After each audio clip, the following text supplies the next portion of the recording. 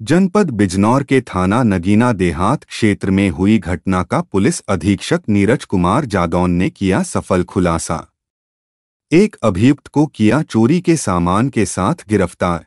लगभग 8:30 बजे नगीना देहात पुलिस को सूचना प्राप्त हुई थी कि रायपुर सादात के एक मोहल्ले में एक मकान में शुरुआत में जो सूचना मिली थी वो मिली थी कि चोरी की घटना हुई है। उस सूचना पे तत्काल थाना प्रभारी गए, उसके समय बाद सीओ साहब भी गए। वो दोपहर में एक तहरीर दी गई कि घर में डकैती हुई है और घर में जो पीड़िता थी उसके साथ सामूहिक दुष्कर्म की घटना हुई है। उसके बाद घटनास्थल का निरीक्षण मेरे द्वारा भी किया गया और सुसंगत धाराओं में अभियोग दर्ज किया गया। विवेचना के क्रम में कुछ तथ्य प्रकाश में आए हैं कि जो ये पीड़िता है, पीड़िता का पिछले 10-12 साल से एक व्यक्ति जो पीछे मेरे खड़ा है पुष्पिंदर चौधरी, इसके साथ उसके संबंध थे, उसका ये मित्र है और ये फ़ोन पे निरंतर बात करते रहते थे। विवेचना के क्रम में ये भी आया प्रकाश में जो 19 अक्टूबर को चोरी की घटना हुई थी, उस समय भी ये व्यक्ति घर पर आया था और एक लगभग इंटरोगेशन में निकल के ये आया कि लगभग 40,000 रुपये ये चोरी करके गया था। 14 तारीख की शाम को लगभग 5:51 पे पीड़िता ने इसको पुष्पिंदर चौधरी को घर पे बुलाया क्योंकि पीड़िता के परिजन धामपुर गए थे एक फंक्शन के लिए। तो वो धामपुर निकले और इसने घर पे बुलाया और इसने ये सारा सामान जो आपको दिख रहा है, चांदी का सामान है, जेवर है, सोने का जेवर है, कुछ घड़ियाँ हैं, करेंसी नोट्स हैं, मोबाइल फ़ोन है, एलईडी है, स्कूटी है, ये सब इसने इसके सुपुर्द कर दी और ये सारा सामान लेके बिजनौर आ गया। विवेचना में ये भी आया है, तथ्य प्रकाश में आए हैं कि इसके ऊपर कर्जा है काफ़ी, उसको चुकाने के लिए इसने घटना पीड़िता के साथ मिल के ये की।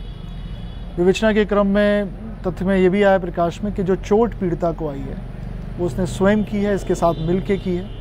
अभी तक की विवेचना में दुष्कर्म की कोई बात की पुष्टि नहीं हुई है, प्राइवेट पार्ट्स में कोई इंजरी नहीं है और जो भी तथ्य प्रकाश में इनको हम लोग फर्दर कंक्लूजन पर लेकर जाएंगे और साइंटिफिक इन्वेस्टिगेशन करके शीघ्र चार्जशीट लगाएंगे और माननीय न्यायालय में पैरवी करके इनको कड़ी से कड़ी सजा दिलवाएंगे।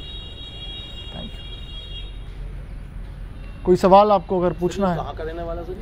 ये कीरतपुर थाने का रहने वाला, लेकिन फिलहाल ये बिजनौर में रहता है। करता क्या है सर? पुष्पिंदर चौधरी ये पहले अध्यापक था, ये पीड़िता भी पहले अध्यापक थी, दोनों में उसी समय मित्रता हुई। उसके बाद इसने कुछ शेयर का कुछ काम किया उसमें इसके पास, उसके ऊपर ये कर्जा हो गया इस तरह का। तो सर ये उस समय घटना के समय अकेला ही था ये?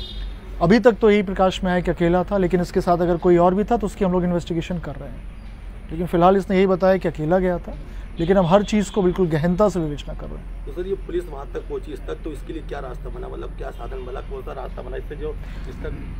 नहीं, इंटरोगेशन हम लोग करते हैं। हम लोगों ने क्राइम सीन है, आपने भी देखा होगा कि शाम को 7 बजे कोई छत के रास्ते से कूद के इस तरह की घटना कर दे, जनरली नहीं होती है, अमूमन नहीं होती। इसलिए हम लोग भी इसको थोड़ा, जैसे आपने बताया मीडिया में चला भी है कि हम लोग थोड़ा अलग दृष्टि से इसको देख रहे थे, हर एंगल से इसको देख रहे थे, कहीं कुछ, क्योंकि सटीक सूचना देना कि हम लोग परिजन को ने कहा था कि 10 बजे रात तक हम लोग लौट आएंगे और परिजन लगभग 5:30-6 बजे गए हैं, तो 4 घंटे की ये जो सटीक सूचना है वो वही कर सकता है जो परिचित हो या घर का इंसाइडर हो। तो बाहर का हम लोगों ने इसलिए उसको कर दिया था कि बाहरी कोई घटना ये कर नहीं सकता।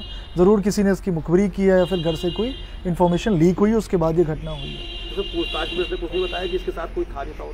पूछताछ अब कर रहे हैं, आपके सामने है। मतलब अब कल शाम को मुकदमा लिखा गया, अब 24 घंटे में ये सब पूरी रिकवरी आपके सामने है। और भी हाँ, महिला को इसने अपने आईडी पर सिम दे रखा था जिससे वो इससे बात करती थी। सर उसमें इस संबंध में जो इनकी अरेस्टिंग हुई है, क्या इस संबंध में जो इनके साथ थी महिला, उसके विषय में भी कोई विधिक कार्रवाई की? बिल्कुल विधिक कार्रवाई की है। जो भी इस घटना में शामिल हैं, कॉन्स्पिरेसी में, प्लानिंग में, उन सब पे कार्रवाई की जाएगी। धन्यवाद। और कोई सवाल? थैंक यू, बहुत बहुत धन्यवाद।